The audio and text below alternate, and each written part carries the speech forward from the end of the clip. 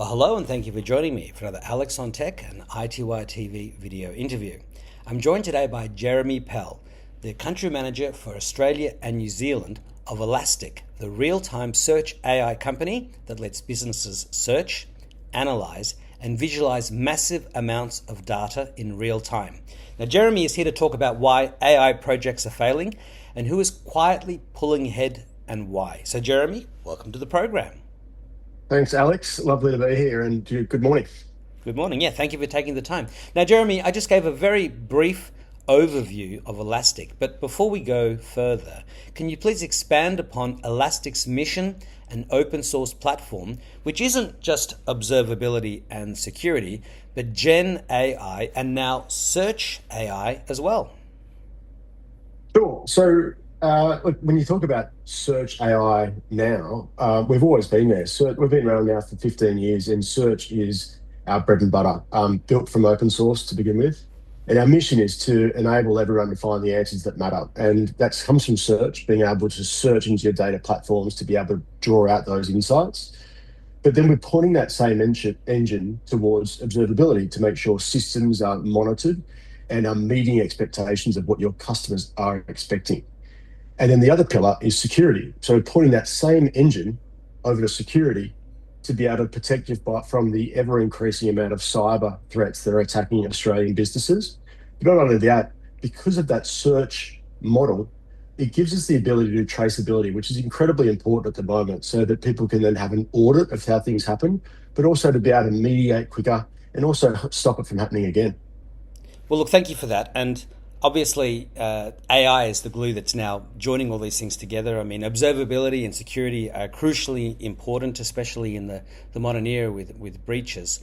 And it's just fascinating to see all the companies advancing what they can do with AI to incredibly amazing new levels, which over the past couple of years has gone from just introducing LLMs to then talking about agentic in early 2025. You're seeing many more companies introducing agentic AI, and now in 2026, I mean, we're going to a next level, part of which we're going to be talking about today. And with people using AI engines to replace search because they feel AI gives them answers while search makes you look for them, what are enterprises discovering when they deploy these new AI solutions? Yeah, I wouldn't say it's replacing search because search still sits underneath those LLMs. It's just the interface that's changing there. And I think what's really interesting there is what's changed is, and I'm sure you would see it in your day to day, Alex, when you go to a search bar now and you get a whole bunch of links and you try and find that yourself. What's interesting is that these Gen AI models are giving you that one answer. Now, that's great. It's fantastic. It means that we don't have to find anything. But what if that's wrong, right? That's Yeah. when you really struggle. And when it goes wrong, what happens? You erode trust and you never go back to that version, right? So you need to make sure that that one answer you're giving is the right answer. And it's also giving you an answer. And what that's happening there is we're starting to see that hallucination.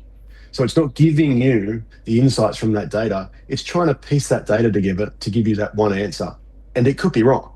Um, and if you don't have a full view of your data, be that the structured data or the unstructured data, you're only able to tell half the story.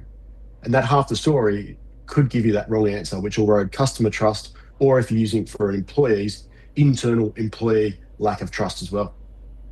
Yeah, well, I mean, and that's where the AI has started showing us how it's thinking, its chain of thought. It started to give us links to sources, and companies also have the ability to use retrieval augmented generation systems to try and make sure that the information that's being delivered is based upon the information the company has, as opposed to having that information generated. And it's this mixture of all these different strategies that is maturing at rapid rates, which Absolutely. must be part of the journey that you're on as well. And that's why I said in the opening when you said that now search AI, that we've been doing that for forever. Be it semantic search, be it moving beyond keyword search. That's what we've been doing. That's why the top ASX companies work with us and the global Fortune 500, because that's what we've been doing for the past 15 years. It's just that it's just raised profile in the last 24 months because these generative AI tools have been now available to the general public. Well, speaking of the ASX 200, are most Australian enterprises then essentially deploying AI on top of broken data foundations without auditing their data foundations first? How widespread is this problem, not only across the ASX 200, but globally as well? It's big. I wouldn't say broken data. It's probably the wrong terminology because the data is not really broken. It's just sitting there in a different format than what you're able to surface insights out from. So I've spoken a little bit about that structured and unstructured data. The problem is it's that unstructured data, that area, that data, which is a whole bunch of combination of files as images stored in different areas. Being able to search across that is incredibly difficult and complex, and that's part of the story. And when we talk about the future, that data pool is growing 3 times faster than your structured data. So it's a problem, and it's becoming a bigger problem as more structured data comes into the picture. So a lot of companies are on the journey to try and do it, but we need to move faster because that unstructured data is growing faster than ever before. One of the things I've been talking to executives like yourself about when we talk about AI is the fact that there are these failed AI projects. I mean, you sort of, in some sense, it's a bit surprising to hear that because you think AI is going to solve all these problems.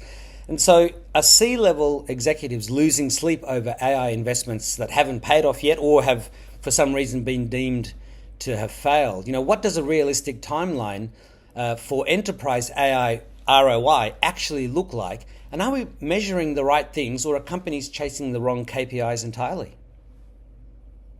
Yeah, it's interesting. So definitely the losing sleep from executives, that was validated by a recent study by KPMG that shared that AI strategy and getting ROI from AI was the number one concern for Australian executives. That skyrocketed from fourth last year to one, beating cyber, which is crazy, and digital transformation. So it's definitely top of mind.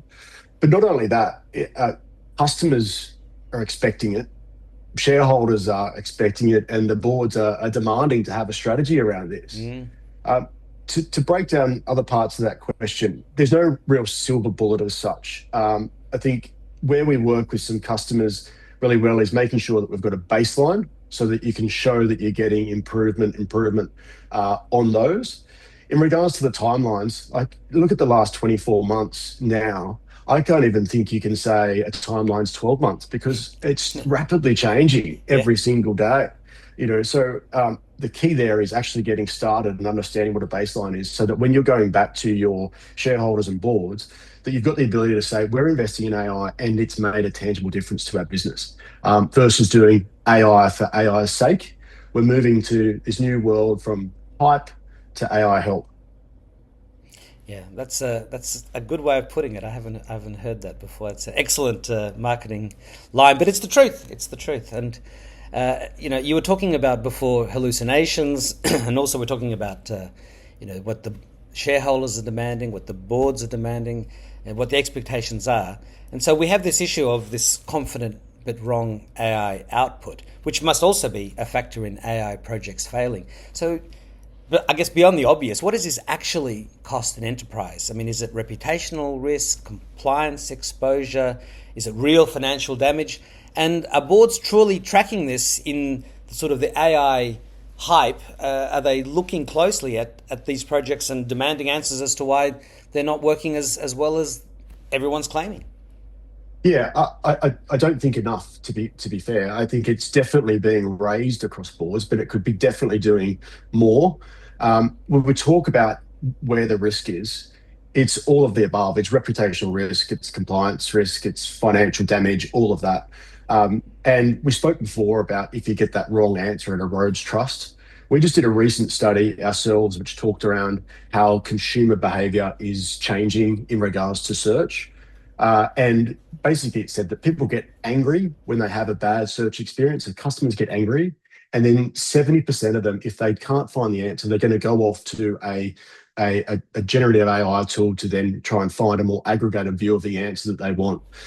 Think about that. You've done the hard work to get your customer to your website. And because you haven't got a search experience that's going to surface up the information you want, you're giving your customers to a competitor on a silver platter, except you've done all the work to get them there. And then, unfortunately, that means they're not going to come back again because brand loyalty is slipping.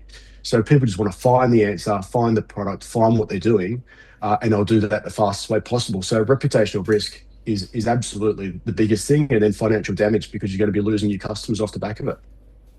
I remember during the when the internet era first started, the boards would have an internet person, so there was just this division, and it turned out that every company is an internet company, and then in the era of security, you have the IT guys that look after the security, but then if the entire business is not security focused, then you can have people who click the wrong thing in an email and suddenly there's malware across the system. So now every business has to be like a security minded business, otherwise they're going to have those issues. And now with AI, I mean, everyone has to be on board with AI, because if they're just blindly taking the answers, they can also cause big problems for the company. So with each of these shifts, we've seen that the company, whatever they do, has to take on the technology, and everyone has to sort of be part of it. Otherwise, they can be the missing link. And you must have seen this with your customers as well. Yeah, and just look at the industry as well. Customers who may be a bank or could be a retailer now are building out their own technology solutions wrapped around some other technologies that sit underneath it. Then they're putting their reputational risk around a product. They've all of a sudden become a technology company when traditionally they might be a media company or they might be a bank. They've now got to try and keep that compliance view and brand reputation around a fast moving industry that is not their core business. Yeah. So who bears the cost when AI projects are failing silently? Is it the vendor, the enterprise, or ultimately the customer? All of the above. I don't think I couldn't see it reaching the customers yet, but if we keep going the way that we're going, then absolutely, because we've only got a certain amount of dollars that we can pass around. At the moment, I don't think it's reached the customers yet, but it's definitely hurting the bottom line of these businesses because a lot of money is going into it and we're not seeing the results. There's a number of stats out there that show this, but there's a very small amount. He's talking about 10% of a whole bunch of proof of concepts or pilots going through that come through to be successful. And the other challenge around that as well is that that baseline that I spoke about earlier is not yet established. It could be to reduce operational costs. It could be doing this. You could have actually bought those costs and those benefits on board, but because you haven't documented it or because you haven't communicated to the board, it could be deemed as a unsuccessful project. Yeah. So what is the evidence that an infrastructure-first AI advantage is accessible to mid-market Australian businesses, or is it essentially a capex story that only enterprise scale can fund? No, definitely not. I think large-scale transformations at the moment are incredibly costly for enterprises, but that doesn't mean that you can't do AI without that. Everyone should be testing AI, and if you're not, you absolutely should be. But it's about updating your ability to search your data. That's really cost effective. If you can do that correctly, that's going to help fuel your AI strategy with the right data, and at the right speed that you want. So that piece of it is not expensive. And if you get that data underlying under control quickly, then the other piece in regards to AI, putting AI over your strategy, it's about them business outcomes. And if you've got it linked to a business outcome, it should be able to wash its face, hopefully, in regards to getting the business outcome that you want, that you can communicate back to your shareholders and the board. So what are some of Elastic's tangible differentiators that deliver meaningfully different and better results for your customers? And what are some examples of customers' success stories using Elastic solutions, such as Southern Cross Austereo, also known as SCA? Yeah, SCA is a good story. Obviously, interesting business at the moment off the back of the merger with Seven West as well. So excited to see what that brings. That was in regards to their listener app, which is their digital platform. If you don't know, but they worked with Elastic. There was a big problem in regards to obviously they had to meet subscriber numbers of what they'd committed to, but also just improving customer experience. So we worked with them to be able to boost subscriber numbers. So we increased the amount of subscribers after implementing Elastic. And a lot of that came down to the increase in regards to customer experience. So what the problem there was zero results. Now, what do we mean by zero results? Zero results means You have fat fingers like me and you spell something incorrectly, and you spell something incorrectly, or you use the wrong name, or you don't know this new funky artist that's out there, it comes up with a zero if you don't have the correct keyword. So we were able to put context around that, and semantic search in regards to fixing spelling mistakes and all those things that we now expect from a search bar. We put that in there, and then so we improved that zero results as well, which then improved their customer experience. That's a really good story. A bunch of other customers that we work with. We've got our Elasticon conference later on next week, and on stage there we've got Spark in New Zealand speaking, Woolworths on stage as well, and a company called Network for Learning. Really good customer there, which is protecting 2,500 schools from 13 million cyber attacks on Elastic, which is exciting. And then we also work with the larger customers as well. So we've got a great search story with Macquarie Bank, where we're driving tangible business outcomes with Macquarie as well. Yeah, I know that if you mistype something in Google, it tries to figure out what you've said. Sometimes it gets it wrong because you misspell the word too weirdly, and it sort of goes down a different path. But I rely But on that. I know that if I've Alex, I was going to say that's exactly what this research showed. Right? The research showed that we are being rewired to how we expect a search bar to perform. yeah, So it was just 24 months ago, we were okay with spelling mistakes. But now all of a sudden it's increased. And our research showed that that's not okay now. It's not okay to have a bad experience in search just because you're a brand. Customers are now wanting, they're demanding that brands now have a stronger search outcome because we're now being rewired to anything like Gen AI is what it should look like. yeah. And then, I mean, we're also entering the era where, you're going to ask your AI agent to do things on your behalf, and talk to various companies. And I mean, you might mistype something, or the AI agent might mishear you. It's the same thing. The back end infrastructure needs to try and figure out what you said, and if it's not sure, it can ask you for clarity. But we're relying upon technology to understand what we really mean, and it's getting so much better at that. It's incredible. You And see that, that's that yeah, hallucination thing, Alex. When you're yeah, talking about that, imagine how disappointed you would be if you jumped into an LLM and you asked the question and it said, "Sorry, I don't know, Alex." Like it doesn't do that. It yeah, hallucinates to find the answer, no matter what. It wants yeah, to give you an answer, whether it's right or wrong. yeah, yeah, yeah. Well, talking about LLMs, we have LLM providers, including Anthropic, OpenAI, and Google, and they're pushing hard at breakneck speed, also into things like enterprise retrieval and agentic AI tools that we just spoke about. So, how does Elastic compete against these surprisingly aggressive companies, but yet still deliver unbeatable value across the enterprise based on all those many years of work in this space that the other guys are just catching up on? Yeah. Talk about breakneck speed. My background before SaaS was advertising. I kept a close eye on the Super Bowl ads, and that halftime ad, usually reserved for the world's biggest brands like Doritos and Pepsi, this year was taken up by Claude, a business barely 3 years old, now taking the biggest advertising spot on the planet, which is crazy. Side topic, but to answer your question here, is that's just an example of how fast that is moving. And for us, that's really exciting. We're open, so we work with all of those. So we're not tied to it. We are agnostic, which is fantastic. But if you think about how they work, it's the models actually sit on top. They still need the high performance engine that sits underneath it. I think about a car. You've got the shell. You need to have the engine and the fuel to be able to drive that car. And that's how we work with those LLMs. We have a unified offering. It goes across all of the different technology stacks, no matter where you're working across, no matter which applications you use. We are agnostic.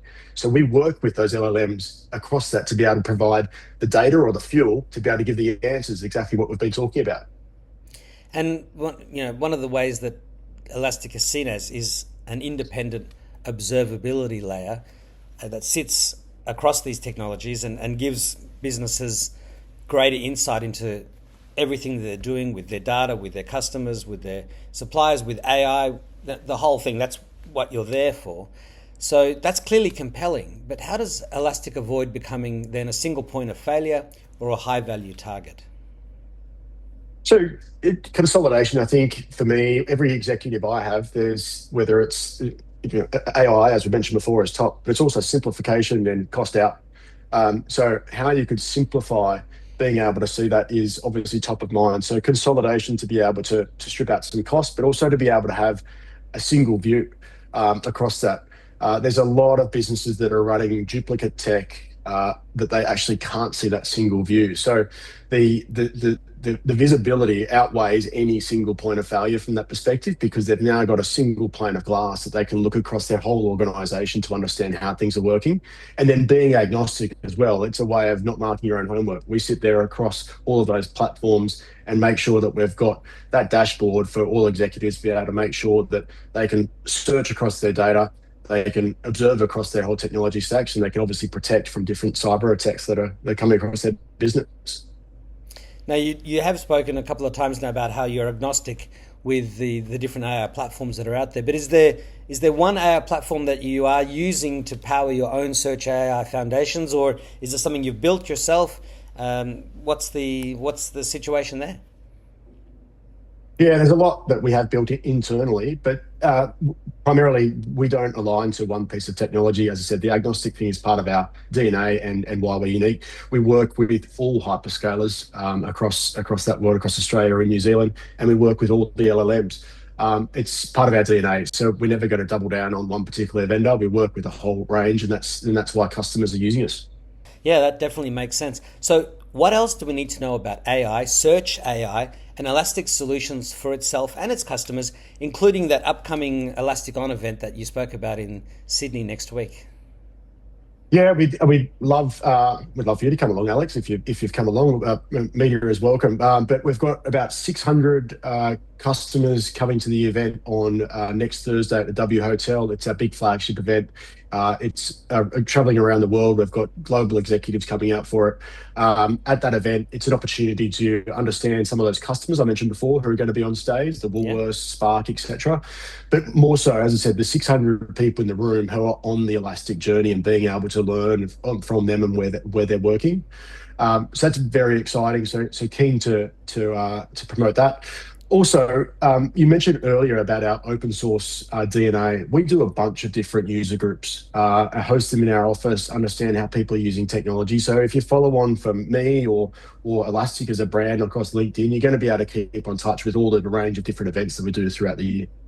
Yeah, which is it's such an important thing to be engaging with your customers. I always like to talk about how a company's customer base is their best R&D engine aside from the one that you have internally, because they find Yeah. pain points that you haven't thought of. They are using your solutions in ways that suit them that companies haven't thought of as well. So, I mean, it's such a valuable way to get, I mean, of course, customers can contact you at any time, but face to face on a global basis on these Yeah. global road shows is extremely valuable. And yeah, I always like to come to these events. So, I mean, I'll have to drive up from Canberra to do it, but I come to Sydney all the time, and I look forward to it. Yeah.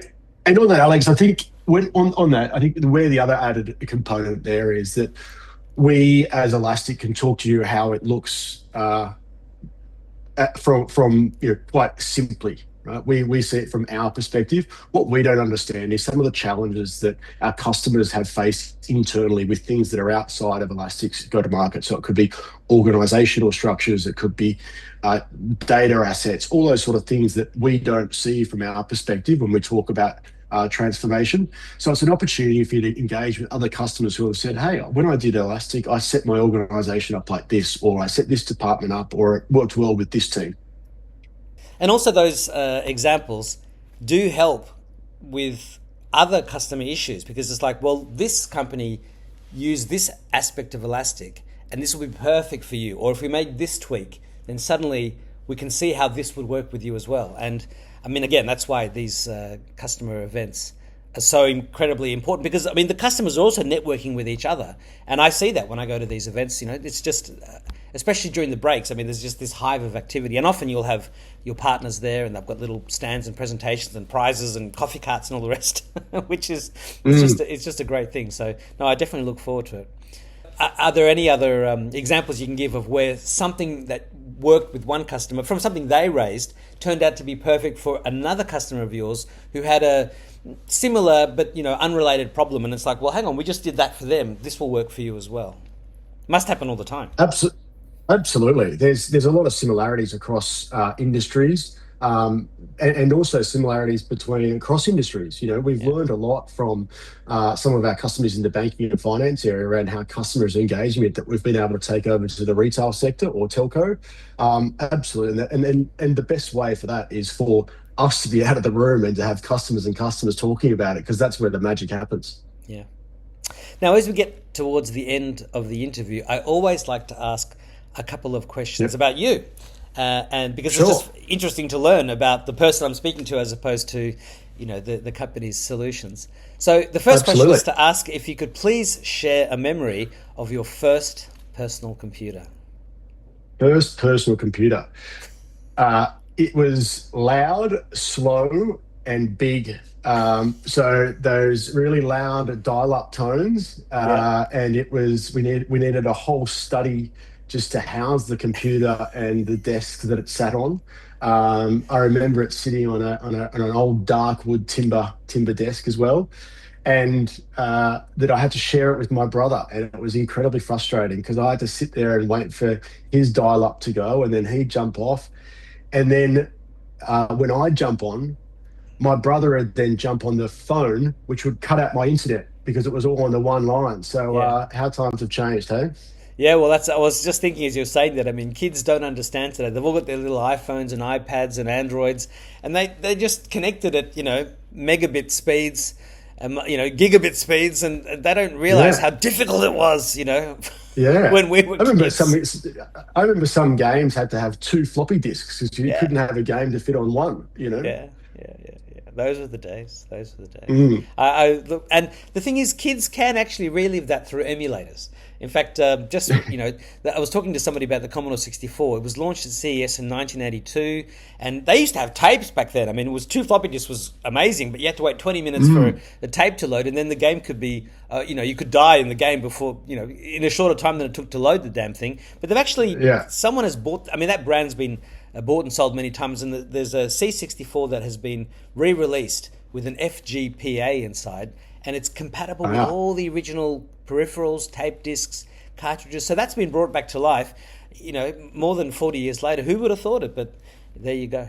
Oh, the problem is, I tried that with my kids to say, look, this is what they're not interested. We've gone beyond that now. They're like, what is these graphics? What is going on? Yeah. Yeah. So my second last question is to ask if you could please share some of the best advice that you've received in life to help you get where you are today. Yeah, I think early day. I mentioned before I had a background in media before, and my first job in media was actually for ARN, Australian Reselling Unit, the newspaper, which when it actually used to be a newspaper on a weekly basis. And my manager at the time, a guy called Glenn Miles, gave me some advice that I still use today, which is you have two ears and one mouth for a reason. So listen, listen, and listen before you speak. And the more you spend listening and understanding customers, understanding their problems versus just trying to speak every time, you're going to excel. And for me, I love understanding customer problems, and I make a conscious effort now to probe questions and really listen to the answers versus trying to think about an answer to that question as they're talking and progressing. So two ears, one mouth for a reason. Yeah, I've heard that saying before, and it's very true. I need to do that more often as well because I've catch myself trying to find an answer to whatever it is they've spoken about. And if you're not paying attention to what the people are saying, you could miss something important in what it is that they're trying to Yeah. tell you. And then they have to explain it again, and it's just not as smooth an interaction as it could be. So yes, definitely two ears and one mouth. So, what is your final message to the viewers, listeners, and the readers? Yeah. So first off, lean on your partners. Lean on us, and lean on your partners. If you don't work with us, lean on who you actually work with. Um, we have a wealth of knowledge and a whole bunch of really, really intelligent people that are at the coalface of this AI transformation. And if we can't help from that perspective, we've got a customer who has been on that journey that we can connect you with. So lean on your partner no matter who you are. Get started is a big one. And before you get started, set that baseline. I spoke about that really early days in regards to making sure, like SCA, you can come back and say you boost subscribers by 20%. So you can report back that investment and then hopefully validate it to get more investment. So uh, set a baseline and get started. Communicate, communicate, communicate, over communicate in regards to how this project is going. There is nothing worse than signing off an AI project and then coming back 3 months later and saying, this is what we did. It's moving at such a fast pace that you can be agile. So over communicate how that project is going and communicate those small wins. Small wins are still wins. Particularly in today's environment when so many projects fail. So if you are having a win, talk about it, talk about why it's a win, and over communicate around that. Yeah, stacking wins is important because it's progress. And Yeah. look, March the 5th is Elasticon in Sydney, right? Yes, Thursday. Yeah. Well, I look forward to seeing you there. Jeremy Pell, the country manager, Australia and New Zealand of Elastic. I just wanted to finish off by saying that you can't spell elastic without AI. No, I never had that before. Well done, Alex. I like it. Thanks very much for your time. I really appreciate it. Thank you. Wonderful. Thank you. I'll see you next week. Bye bye. Cheers. Bye.